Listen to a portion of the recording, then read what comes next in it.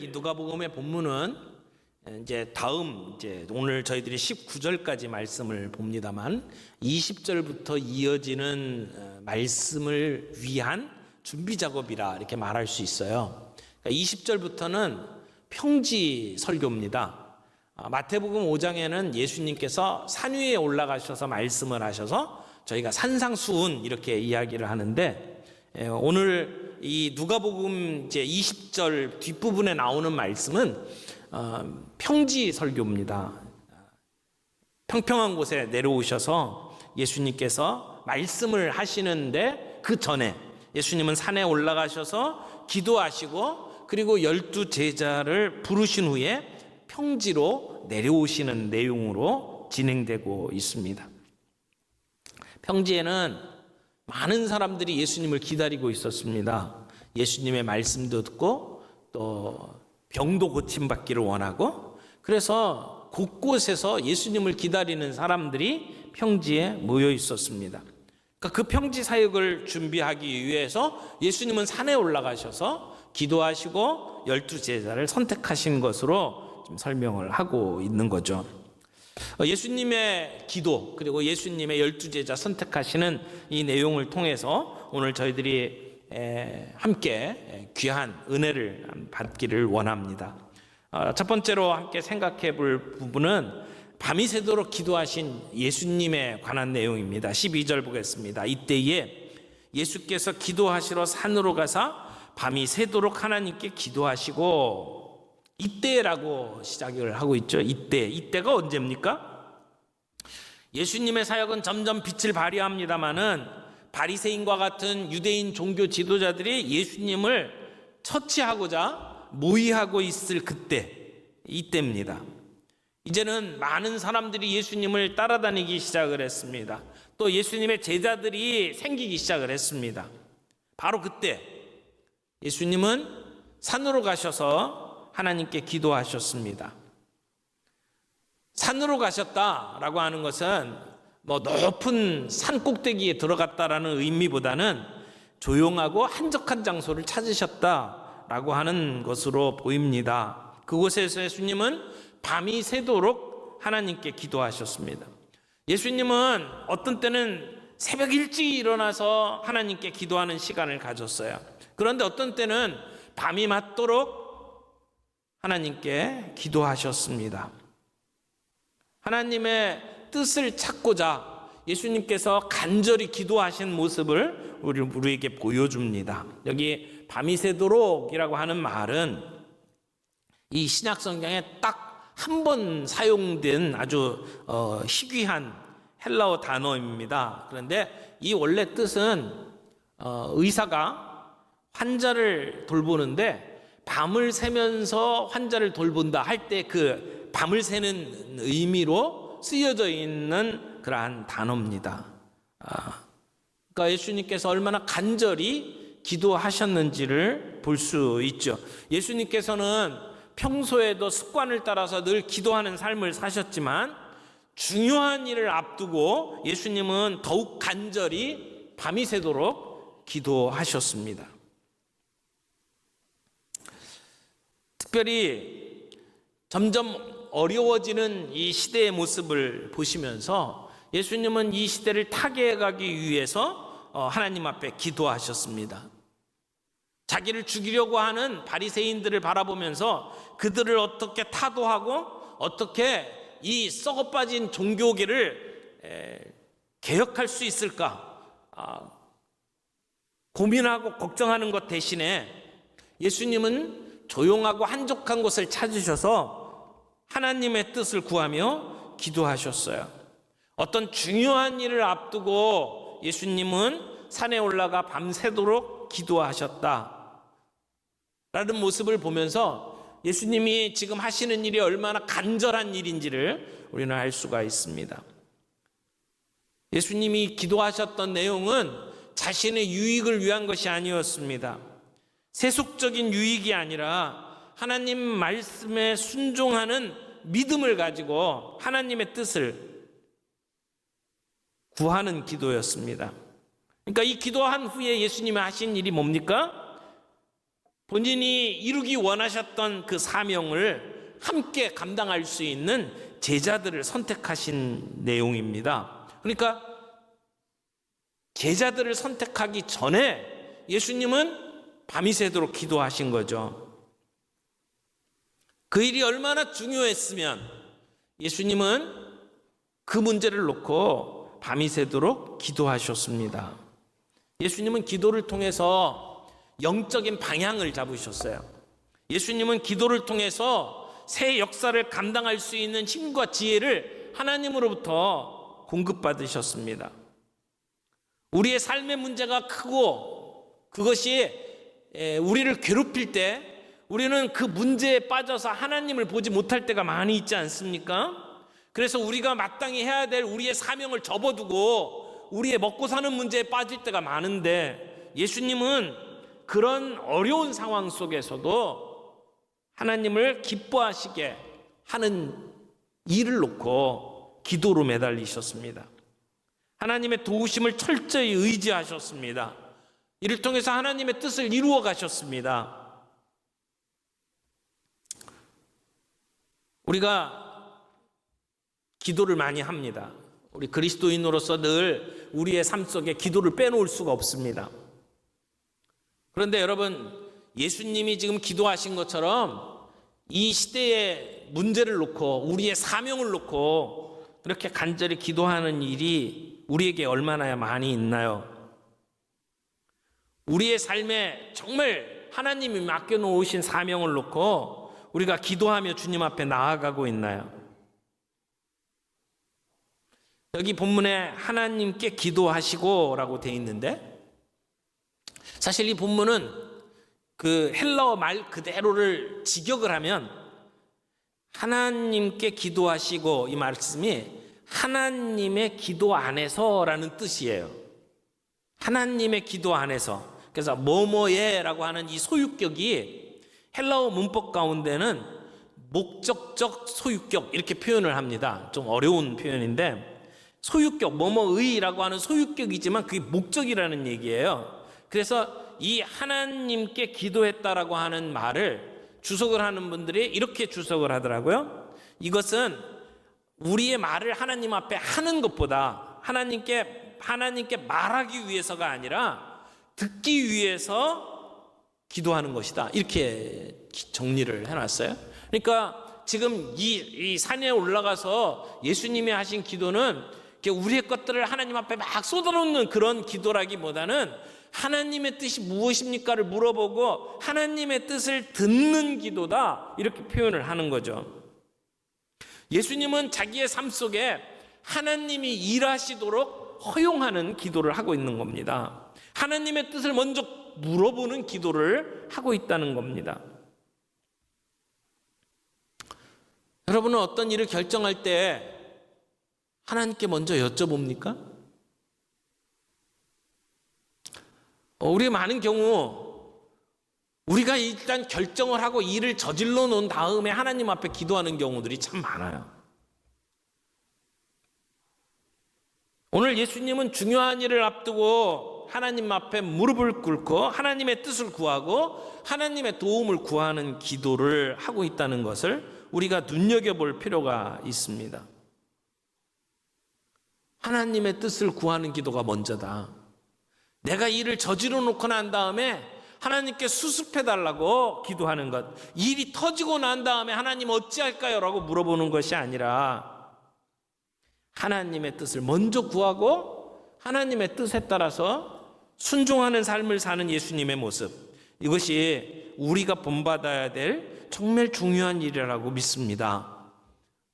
우리가 어떤 일을 결정할 때에 이 일이 정말 하나님이 기뻐하신 일이가, 이 일에 하나님께서 간섭해 주시고 하나님께서 역사하실 수 있도록 하나님께 맡기고 있는지 우리가 돌아보며 기도의 자리로 나아갈 수 있는 저와 여러분들이 되기를 바랍니다. 두 번째는 12사도를 세우신 예수님입니다. 기도하신 후에 예수님은 무엇을 하셨습니까? 13절 보세요. 밝음에 제자들을 부르사 그 중에서 12를 택하여 사도라 칭하셨으니, 기도하신 후에 예수님은 하나님의 뜻에 따라서 제자들 중에서 12를 택하시고 그들을 사도로 세우셨습니다. 그 무렵에 예수님을 따르는 사람들은 수천 명에 달았습니다. 그 중에서 예수님을 따르는 사람들 가운데에서 예수님과 동지가 될 사람, 예수님이 하시는 일들을 옆에서 돕고 그리고 그 순간을 목격할 수 있는 사람, 예수님이 가시는 곳이면 어디든지 함께 갈 수 있는 사람, 그리고 예수님이 하시는 말씀을 듣고 예수님이 하셨던 사역과 똑같이 그 사역을 감당할 수 있는 그런 사람, 제자들, 예수님은 그 제자들을 선택하셨습니다. 결국에는 예수님이 물리적으로 이 땅에 계시지 않는다 하더라도 그 일을 계속할 수 있는 제자들을 세우신 것입니다. 그러나 그 제자들을 세우시고 예수님이 그들을 뭐라고 부르셨어요? 사도라고 불렀습니다. 사도. 누가는 이 사도라고 하는 단어를 오늘 이 누가복음과 또 뒤에 나오는 사도행전에 아주 여러 번 사용을 했습니다. 사도라는 말은 기능적인 용어입니다. 일정한 목적을 위해서 보냄받은 사람 또는 세움을 입은 사람, 이것을 사도라고 이야기를 합니다. 그러니까 사도는 어떤 직책이나 직무가 아니라 사실은 어떤 임무를 띠고 파송받은 사람, 그 사람을 사도라고 이야기를 하는 겁니다. 바레시라고 하는 학자가 이렇게 이야기를 했어요. 이 사도들이 중요한 이유가 뭐냐면 예수님이 사역하시는 동안 함께 다녔으므로 부활 이후에 교회가 행한 것이 예수님의 사역의 정당한 연속선상에 있다는 것을 보장하는 그러한 사람들, 그런 의미로 이들은 중요한 사람들이다, 이렇게 정리를 했어요. 누가는 사도의 가장 중요한 역할로 목격자로 증언하는 일을 강조합니다. 예수님이 하시는 모습을, 예수님이 설교하시는 것을 직접 듣고 병 고치고 귀신을 내어쫓는 모습들을 옆에서 직접 보고, 직접 보고 들었던 목격자로서 사람들에게 그 예수님을 소개하는 일을 하는 것이 바로 사도의 역할이라는 것이죠. 그런 면에 있어서 사도는 승계가 될 수가 없어요. 누가 내가 저 사람, 저 사도의 뒤를 이어서 내가 사도가 되겠다라고 말할 수가 없어요. 왜냐하면 직접 보질 않았으니까. 직접 예수님과 함께 한 사람만이 사도라고 부름을 받을 수 있었다는 것이죠. 여러분, 누가는 왜 이 특정한 12명이 선택되었는지 그 이유를 설명하지는 않습니다. 그런데 12를 선택했다고 말하죠. 12이라고 하는 숫자가 어떤 면에서는 중요한 의미가 있다고 생각을 합니다. 12은 이스라엘의 12지파를 생각나게 만들죠. 그래서 12지파는 이스라엘을 대표하는 이름이고요. 예수님이 12이라고 하는 제자를 선택한 것은 바로 이 이스라엘 공동체를 대표하는 사람으로 선정했다라고 말할 수도 있을 겁니다. 야곱의 아들들이 12이었고 그 아들들 하나하나가 지파를 형성을 하고, 그래서 이스라엘이 형성된 것처럼 이 12은 나중에 이스라엘의 12지파를 심판할 12명의 제자들로 설명이 될 수 있습니다. 하나님께서는 하나님의 백성으로 12지파를 선정을 했죠. 예수님은 하나님 나라의 일꾼으로 12명의 제자를 선정을 했습니다. 어떻게 보면 이스라엘 나라를 재구성하는 모습이라고 말할 수 있어요. 예수님은 그들을 붙들고 그들을 다듬으면 하나님 나라의 아름답고 영광스러운 그릇으로 쓰임받을 수 있을 것이라고 하는 확신을 가지고 그들을 훈련시키셨습니다. 그런 면에서 예수님은 놀라운 조각가입니다. 그런 면에서 예수님은 놀라운 재련가이십니다. 아무리 거친 돌이더라도 미켈란젤로의 손에 들어가면 살아 움직이는 불멸의 작품이 되듯이 무식하고 거친 촌사람인 이 제자들이 예수님의 손에 붙들렸을 때에 인류 역사를 길이 빛낼 수 있는 위대한 사도들이 될 수 있었다는 것. 예수님은 그들에게 인내를 가지고 훈련을 시키셨어요. 그들의 병든 내면을 치료해 주시고 그들의 잘못된 가치관을 바로잡아 주시고 그리고 바른 영적 가치관을 가지고 살아갈 수 있도록 그들을 훈련시켜 주셨어요. 그들이 실수할 때 참아 주시고 기다려 주셨어요. 주님은 오늘도 이런 제자들과 별반 다를 바 없는 우리들을 제자로 부르고 계십니다. 내가 나를 볼 때에도 절망할 때가 많이 있습니다.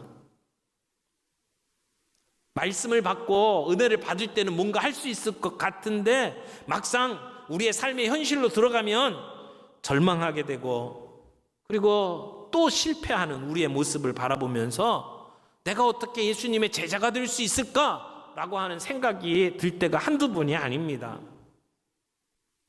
그러나 우리 주님이 우리를 주님의 제자로 부르실 때는 우리의 부족함 이미 알고 계십니다.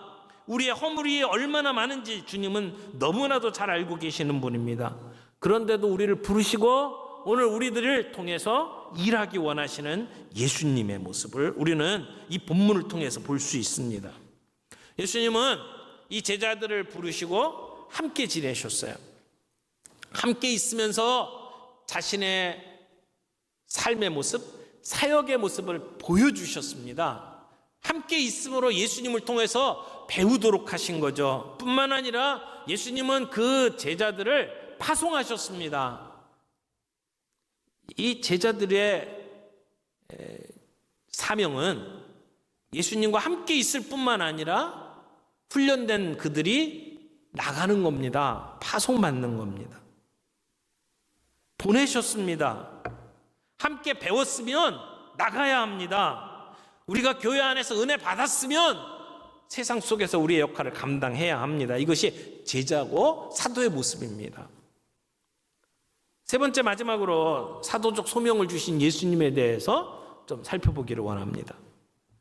여러분, 예수님은 사도로 임명하셨어요. 그래서 우리는 교회의 중요한 속성을 사도성이라고 말합니다. 여러분, 우리 교회는 사도적 교회가 되어야 돼요. 사도는 계승되지 않습니다. 사도는 그 시대로 끝난 겁니다.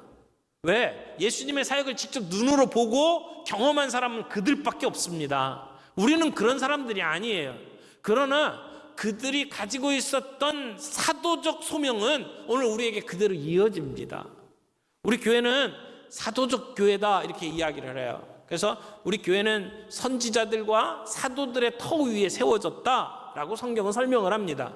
우리가 사도들 위에 세워졌다라는 말의 의미가 뭡니까? 두 가지 의미가 있어요. 하나는 사도들이 예수님의 사역을 보고 예수님과 경험했던 것을 우리에게 전해줬잖아요. 성경 말씀. 그래서 교회는 그들이 전해준 하나님의 말씀 위에 서야 돼요.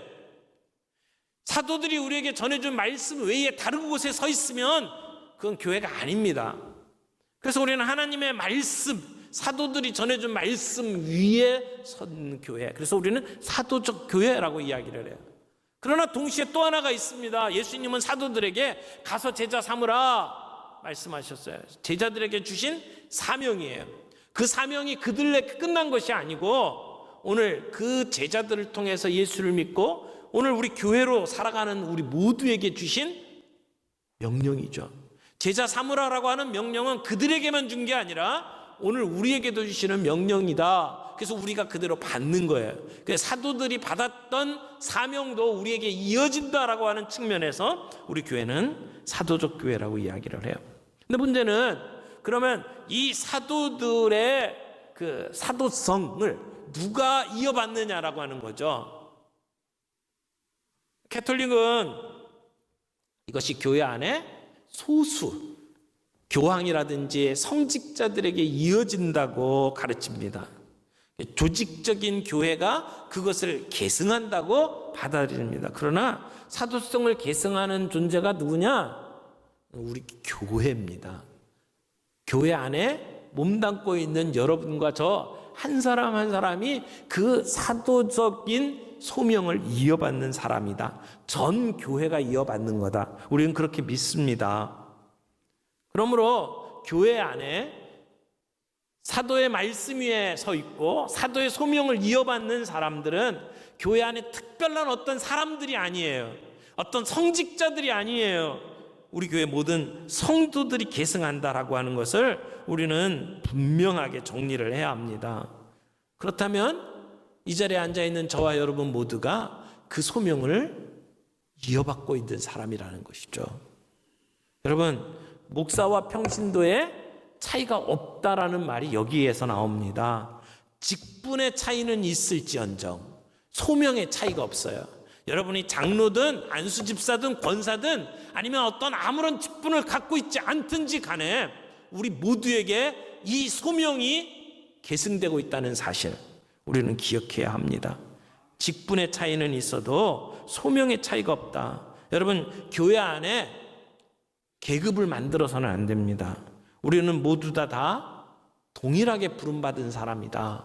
동일한 소명을 갖고 있는 사람이다. 그래서 우리가 지상교회를 이야기할 때 지상교회는 부름을 받은 하나님의 백성인과 동시에 다시 이 세상에 보냄받은 예수 그리스도의 제자들의 모임이다 라고 이야기를 하죠. 부름받았고 다시 보냄받았다. 그 일에 어떤 차별이 있을 수 없다. 이게 교회의 모습이에요. 오늘 우리 교회는 하나님의 백성으로 부름받았습니다. 그리고 사도처럼 보냄받았습니다. 오늘 주님이 나를 어디에 보내셨는지, 주님이 나에게 주신 사명은 무엇인지, 그 일을 위해서 나는 어떤 훈련을 받아야 될 것인지 다시 한번 생각해보는 귀한 시간들이 되기를 바랍니다. 여러분에게는 여러분의 영적인 그 신앙을 이어가는 그런 영적 자녀들이 있습니까? 여러분은 여러분의 복음을 계승하는 사람들이 있습니까? 말씀을 전하고 양육하는 그 다음 세대가 있는지 우리가 살펴볼 필요가 있습니다. 주님은 우리에게 그렇게 제자가 되도록 부르시고 제자 삼으라고 명령하셨기 때문에 그렇습니다. 오늘 우리 교회가 이런 사도적 소명을 계승하는 교회로 우리 한 사람 한 사람이 설 수 있기를 바랍니다.